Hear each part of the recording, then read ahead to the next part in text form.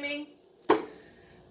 Today I am going to be working on some all-purpose cleaner that I use. It's a awesome all-purpose cleaner in my opinion. This is one that I have went through the years. I've tweaked and done different recipes of different all-purpose cleaners, and I have come to this one that is my favorite one, and I've used this one here for several years. I can't even tell you exactly how many years, but several years, and it's my go-to for everything. I keep a bottle of this in my kitchen. I keep a bottle of it in my bathrooms. This is my, I talked about the Murphy's Oil soap yesterday, and I use the Murphy's Oil soap on my floors every week, but I use it on my windows, in my walls and stuff like that, just during spring cleaning time. But this little booger here is something I use every single day. I go through a lot of it in here on the kitchen counters, the sinks. It disinfects as well as cleans. It really cleans good too. I use it in my bathrooms and the sinks and all that kind of good stuff. It's really, and as for keeping your showers, if you do it on a regular basis, this would be good to help keep them maintained. If you don't do your showers very often, because I know that's a big chore, then I've got another cleaner that I use that I do deep cleaning on my shower, stuff like that, that I'll show you at some point. But anyway, I want to do this one today. And this one is, it's no toxicity in it. I don't think any at all, from what I understand, and anything that, unless you could be allergic to some essential oils, basically. But this has been a great one, and I want to share it with you guys because I would encourage you to try it. Before I do, though, I want to check. Let me tell you what I've got here. This here, first of all, is Borax. Generally, you can find Borax, at least around here, in the detergent aisle of your grocery stores, and it'll be near the washing soda and stuff like that as well. Usually it's in an odd place, either up high or down low, just because it's not something that people buy regularly anymore. Now, I'm also going to be using some liquid soap. Now, generally this recipe called for Castile soap, which this is actually Castile soap, but it's Castile soap I make. I meant to show you this before I stuck these in here, but when I get little slithers of bars of soap left that's too small to really do anything with, I throw them in this bucket here. This is just a bucket and I add water to it, and they dissolve, and keep them to a thin point to where they're about like the texture of Castile soap, and then I pour it in here to use for different things that I use it for. So those are two ingredients. I will be using white vinegar. You can use any type of vinegar you want. The vinegar will disinfect. It also helps clean as well. Borax naturally is a cleaner, as well as Castile soap is a cleaner. And I'm going to use eucalyptus. I use lemongrass a lot. You can use different things. Eucalyptus is a antibacterial, as well as lemongrass. Some people use tea tree oil. You can use a world of different things. Rosemary oil, different things. And I change them up. Lemon, I like to use lime a lot in the summer. I use lemon too, but I use lime a lot in the summer just because I like the smell of it when it comes to summery smell.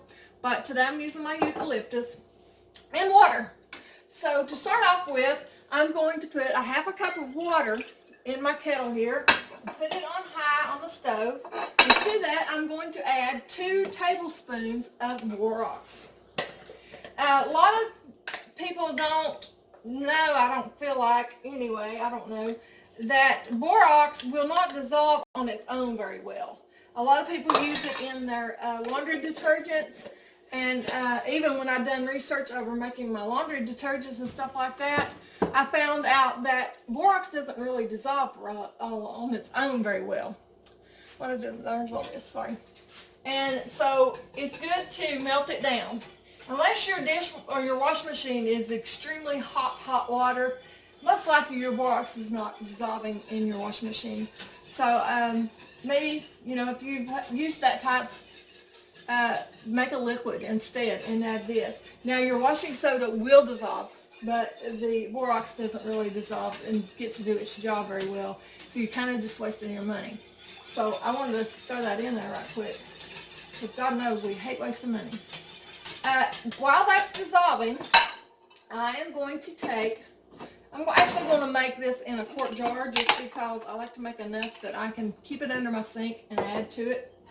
To this jar, I'm going to go ahead and add 2 cups of water here. And I'm going to add 1/4 cup of vinegar. And like I said, you can use your homemade vinegars. You can use whatever kind of vinegar you want. But white vinegar has enough acidity to be a disinfectant, so you'll be doing good when it comes to that. Now, I'm waiting for that. That's almost dissolved. You don't want this to really boil, just dissolve, because you can also kill properties of things by overboiling them. So, now to that, I am going to add my soap here, and I'm going to use about, I'll take this on off, about 1/2 cup of liquid soap. And I'm actually going to put that in this warm water because it will help it dissolve and get mixed and mingled into there really well. Now, you want to be sure you do not add your essential oils to your hot water because it will deplete your oils. So you want to make this water that's in here cold. Now I'm going to add this first. It don't have to be ice cold, but it don't need to be hot enough to destroy your oils. There's that. And now with this, you can put approximately, I think, about 20 drops of essential oil, depending on what you use too sometimes. So just do it to your liking. This one here don't have a dropper on it because it's my big size. So I'm going to use a 1/4 teaspoon. And then, guys, that is it. Now I will put this in my spray bottles as I need it. And something else about this, anytime you go to use it, you'll want to kind of mix it up a little bit because your essential oils, or like any type of oil, they'll rise to the top. So you want to kind of mix it up a little bit before you actually pour it into your thing. You can kind of see how it's got some suds in there. This is if you smell it, it's a wonderful smell. And I'm telling you, it cleans really good, guys. I stand behind this cleaner because it's been a wonderful, wonderful cleaner for me. I love it. And like anytime the kids has been sick or something, they've come in the house, I go around and I spray the doorknobs and wipe the doorknobs off and stuff like that to help keep germs away. The sink faucets for all. But anyway, I think you guys will really like this cleaner if you go to do it. And like I said, if you don't, do your soap the way I did my soap here, which is fine if you don't. That's just something I use that soap for, to help with things. I'll tell you something else that soap is good for. I keep throwing all this stuff in here. The little slithers of soap, you can put a little slither of soap in like your rain barrels, especially if it's a non-toxic soap. Keep that in mind as well. And this isn't. This is homemade, so it's just a lye soap. A goat milk lye soap actually, but you can put just a little slither in your rain barrels and stuff like that, and it'll help keep mosquitoes from laying eggs in your rain barrels. So keep that in mind, and it ain't going to hurt your garden. I've done that forever and a day, putting that in my rain barrels, and always watered my garden, and it's not going to hurt your garden at all. But anyway, if not, you can use just regular Castile soap. So let's get on with our Remember When, and I appreciate you guys. I love you guys, and I hope you have an amazing week this week. See you later. God bless.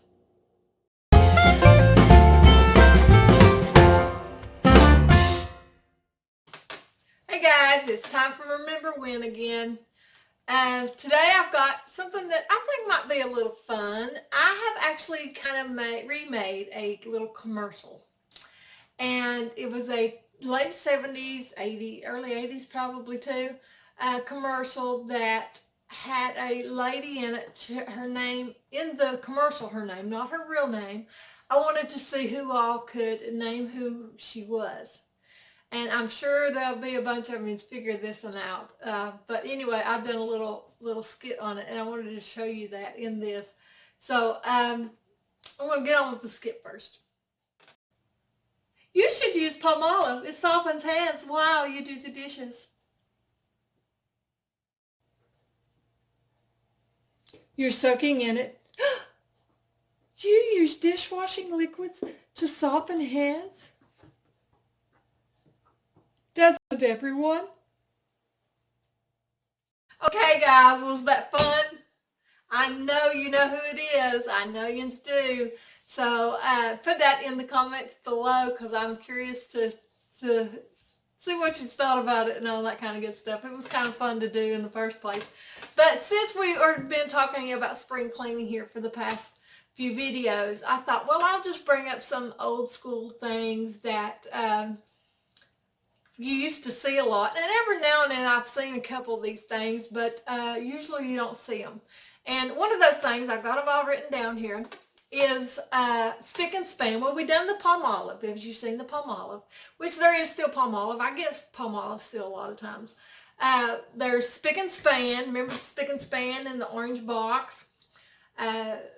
That was something that our parents, my mom, I know, used a lot on the floors and stuff like that, along with different types of mem waxes and things like that.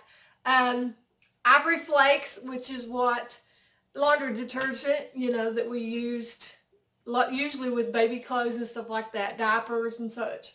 Excuse me. Oxidol. Oxidol was something that, you know, all that stuff used to come in those cardboard boxes, just like Borax and stuff still does today. And I don't hear of Oxidol at all anymore. So that was kind of cool to think about. Okay, and two more things. The wringer washers. I've got a little bit of a story with the wringer washer deal.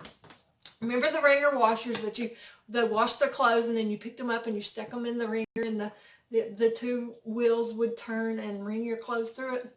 Well, I was always kind of intimidated by that thing in the first place. Well, my mother, and I don't know to this day if she told me this story to get me to not mess with the washing machine or if she told me this story because it really happened.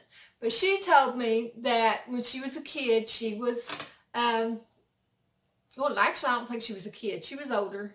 But anyway, she had been washing and she got her arm in there and they had to come and undo it on the sides and get her arm out. So I don't know if that's really true or not, but it always made me scared of the machines because of it. I was always thinking, oh gosh, my hands are going to get stuck in there. Which later on in life, I realized, you know, just don't get too close to it, dummy. You'd be all right. So that was kind of cool. And the other thing was the automatic, that's what the name of it was the automatic vacuum cleaner. That was the long vacuum cleaners that had the hoses, of course. They were cylinder style, but like that. And they were longer, and they had the bags. I don't even know what type bag it was. You know how they had type A, type B, and type C? I don't even know what type bag that was. But I remember it was a long bag, and the end of it popped open. We'd flip it up long ways, and take that bag out, and then put another bag in, and stick it onto the hose compartment thing to where you could start vacuuming again, and pull that little thing around everywhere. So I just thought about those things, and I thought those was really cool things that I like to think about every now and then. But anyway, I thought you might like these guys, and I'm curious to hear all your comments about everything. And I hope you enjoyed the video as well. And I hope you have a marvelous week this week. And God bless you all. Thank you.